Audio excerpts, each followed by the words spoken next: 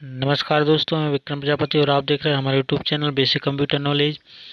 दोस्तों, आज की वीडियो हम बात करेंगे कंप्यूटर फंडामेंटल में कंप्यूटर के विकास की पीढ़ियों के बारे में।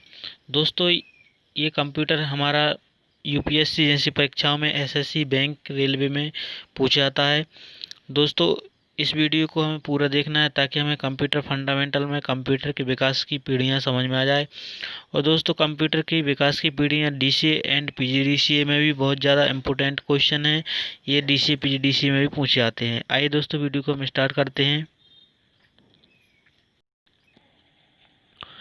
दोस्तों, कंप्यूटर की पीढ़ियाँ 5 प्रकार की होती हैं। कंप्यूटर के विकास की 5 पीढ़ियाँ होती हैं। जो पहली पीढ़ी है हमारी 1946 से 1956 तक चली थी। सर्वप्रथम हमारी 1946 से 1956 तक जो फर्स्ट पीढ़ी है ये चली थी। इस कंप्यूटर की शुरुआत एकर्ट और मुचली ने की थी, जो NEA electronic numerical integrator and computer नामक कॉर्मे फोन के निर्माण से हुआ था। इस पीढ़ी में कंपोन फोन के वैक्यूम ट्यूब, यहाँ पर वैक्यूम ट्यूब है, गलत टाइप हुआ है, वैक्यूम ट्यूब का प्रयोग किया जाता था, जिसका अर्थ 190 कार जॉन एम्ब्रोस फ्लेमिंग ने कहा था। इस पीढ़ी में एनईए के अलावा अन्य कई पन्नों के टन्नों का निर्माण किया, जिसमें एडसेक, एडवेक, वर्दिव, यूनिएक, ये वाले हमारे सब कंप्यूटर थे जो फर्स्ट पीढ़ी में इनका विकास किया गया था।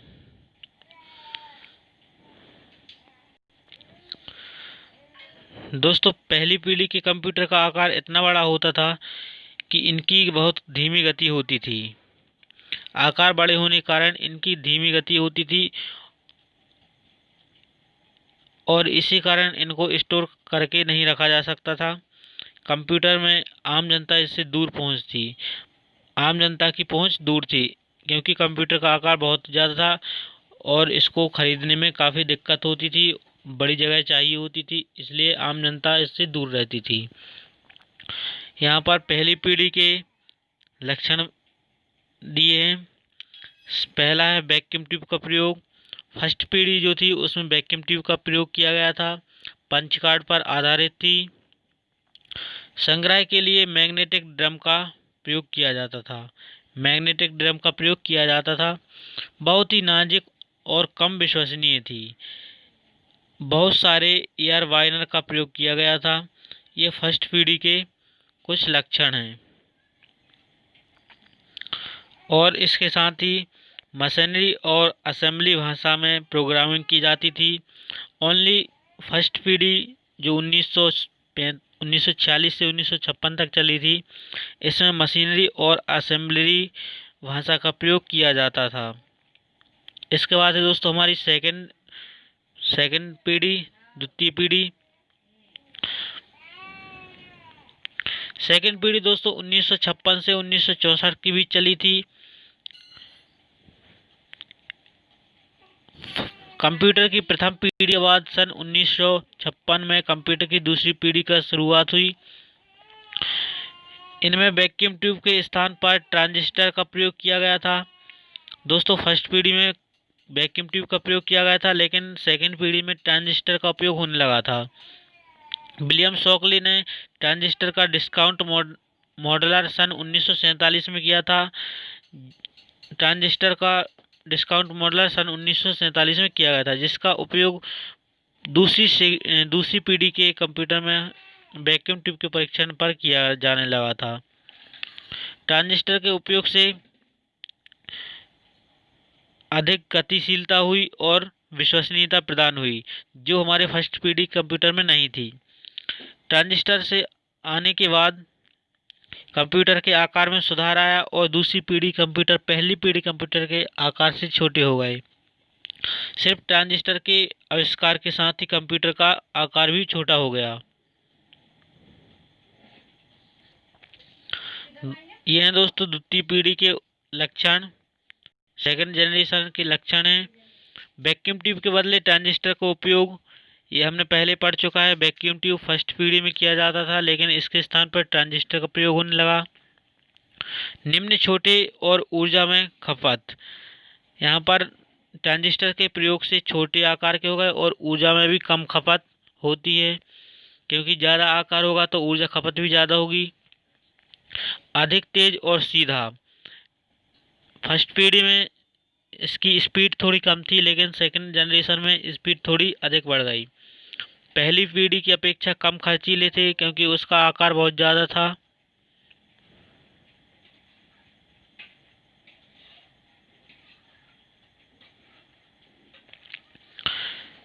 इसके बाद है फर्स्ट पीढ़ी में ओनली मशीनरी और असेंबली भाषा का प्रयोग किया जाता था, लेकिन सेकंड में कोबोल और फोर्ट्रेन जैसी उच्च स्तरीय लैंग्वेज का प्रयोग किया जाता है, क्योंकि इसमें समझने में आसानी होती है। इसके बाद है संग्रह डिवाइस, प्रिंटर, ऑपरेटिंग सिस्टम आदि का प्रयोग, जो हमारे फर्स्ट पीढ़ी में नहीं होता था। इसके बाद दोस्तों थर्ड पीढ़ी, सेकंड जनरेशन में क्या विकास हुआ है? 1965 से 1971 तक ये चली थी। दोस्तों डीसीए और पीजीडीसीए में सबसे ज़्यादा इम्पोर्टेंट इनके सन और किस पीढ़ी में किसका विकास हुआ, ये याद रखना है, और ये पूरा क्वेश्चन हमें अच्छे तरीके से समझ में आ जाएगा। इसके बाद दोस्तों थर्ड पीढ़ी है, तो थर्ड पीढ़ी 1965 से 1971 के बीच में हुई। इसकी शुरुआत 1964 से मानी जाती है। इस पीढ़ी में सबसे पहले आईसी का आविष्कार किया गया था। सबसे मेन पॉइंट है यहाँ पर आईसी का प्रयोग किया गया था। आईसी का फुल फॉर्म है एकीकृत परिपथ, जिसे हम बोलते हैं इंटीग्रेटेड सर्किट। इसका आविष्कार किया गया था, जो टेक्सास इंस्ट्रूमेंट कंपनी ने किया था। और किसने किया था? जेके किल्बी ने।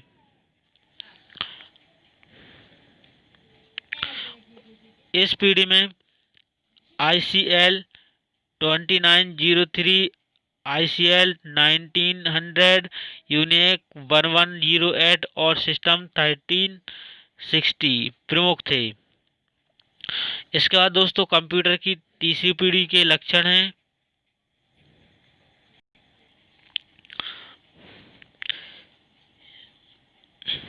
यहाँ पर इंटीग्रेटेड सर्किट का प्रयोग होने लगा था।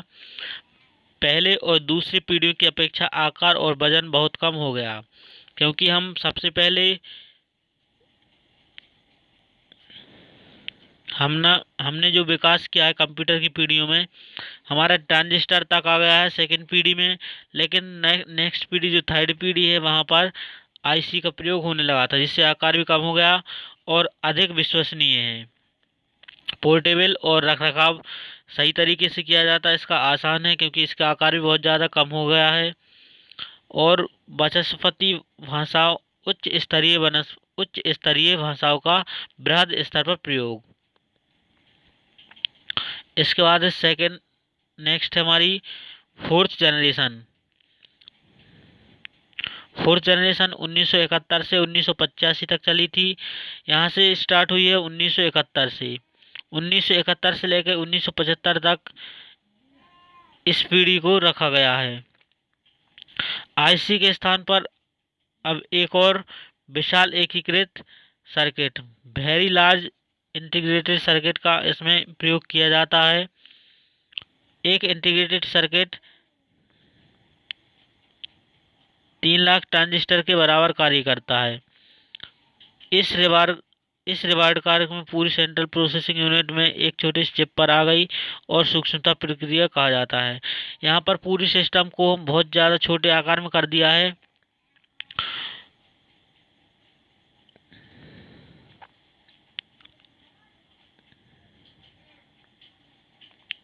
दोस्तों ये आकार है इसका कंप्यूटर का फोर्थ पीढ़ी में। इतने छोटे आकार के फोर्थ पीढ़ी से ही कंप्यूटर स्टार्ट हो गए थे। अल्टेयर 8800 सबसे पहले माइक्रो कंप्यूटर था, जिसमें मिट्स कहा जाता था, जिसे कंपनी इसे बिल गेट्स उस समय हार्वर्ड विश्वविद्यालय के छात्र जो उस समय यहाँ पर बेसिक भाषा में स्थापित किया गया था। उस समय जो कंप्यूटर था बिल गेट्स ने बनाया था और बोरो स्वामी कंप्यूटर का मालिक, मतलब बिल गेट्स को पूरी दुनिया भर में बोरो के स्वामी कहा जाता था, जिसे हम कंप्यूटर का मालिक, जो आज भी हमारा कंप्यूटर के जनक माने जाते हैं, चार्ल्स बेबेज। और कंप्यूटर के मालिक दुनिया भर में विकसित हैं जो बिल गेट्स माने जाते हैं। बहुत ज़्यादा नॉलेज था। चतुर्थ पीढ़ी के आने से कंप्यूटर के युग में नई क्रांति आ गई, क्योंकि सबसे पहले तो कंप्यूटर का आकार बहुत ज़्यादा कम हो गया और विश्वसनीयता बढ़ गई और स्पीड भी बढ़ गई। कंप्यूटर के आकार का बहुत ही छोटा हो गया और मेमोरी अधिक बढ़ गई। इसका रख रखाव भी आकार कम होने से बहुत आसान हो गया। कीमत भी इसकी कम होती गई और आम जनता था कंप्यूटर को आसानी से खरीद सकती थी। कंप्यूटर के फोर्थ पीढ़ी के लक्षण: बहुत बड़ी स्केल एकाग्रता तकनीक का उपयोग किया गया था। आकार में अद्भुत कमी, बहुत ज़्यादा छोटे हो गए थे। आम आदमी भी इसको खरीद सकता है क्योंकि इसकी कीमत भी कम हो गई। अधिक विश्वसनीय और अद्भुत गतिमान, इसकी स्पीड भी बहुत ज़्यादा थी। इसकी क्षमता, मेमोरी क्षमता भी बहुत ज़्यादा है और विभिन्न नेटवर्कों का इसमें विकास हुआ है। और दोस्तों, कंप्यूटर लैंग्वेज उच्च स्तरीय लैंग्वेज का ही प्रयोग होता आ रहा है। ये फोर्थ पीढ़ी के लक्षण हैं। दोस्तों, अब है अंतिम पीढ़ी, पांचवी पीढ़ी, जो 1985 से अब तक चली आ रही है। इसकी शुरुआत 1985 से हुई थी, जो अब तक चली आ रही है और ये पांचवी पीढ़ी के अंतर्गत मानी जाती है। पांचवी पीढ़ी में वर्तमान में शक्तिशाली उच्च तकनीक वाले उत्पाद से लेकर कंपनी केवल अपने इंटरनेट का प्रयोग किया जाता था। इसमें कृत्रिम बुद्धिमत्ता को समाहित करने का प्रयासरत किया गया है। जो पंचम पीढ़ी के कंप्यूटर थे, में इसमें कृत्रिम बुद्धिमत्ता को भी सम्मिलित किया गया है।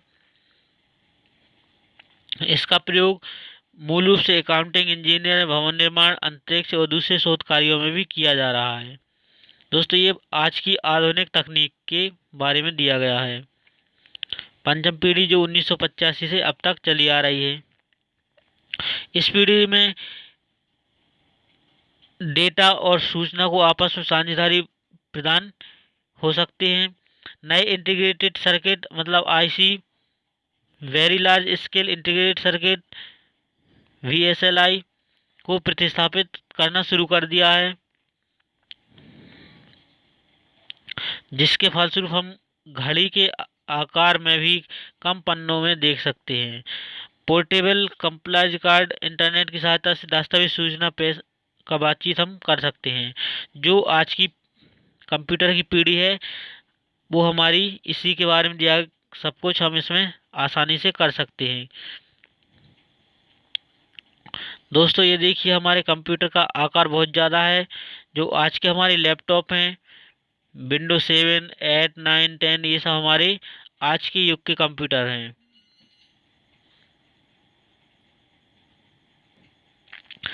इसके बाद में पांचवी पीढ़ी के लक्षण। पांचवी पीढ़ी के लक्षण क्या है? सबसे पहले तो इसका आकार। कंप्यूटर का सबसे छोटा आकार हो गया पांचवी पीढ़ी में। इंटरनेट के बारे में दिया है, यह कंप्यूटर एक अंतर्राष्ट्रीय संजाल है। दुनिया भर में कंप्यूटर नेटवर्क इंटरनेट से जुड़े होते हैं। इस तरह हम कहीं भी बैठकर अपने घरों, चिकित्सालय, स्वास्थ्य, कला, विज्ञान, संस्कृति, सभी विषयों पर सामग्री इंटरनेट से प्राप्त कर सकते हैं। दोस्तों, ये पंचम पीढ़ी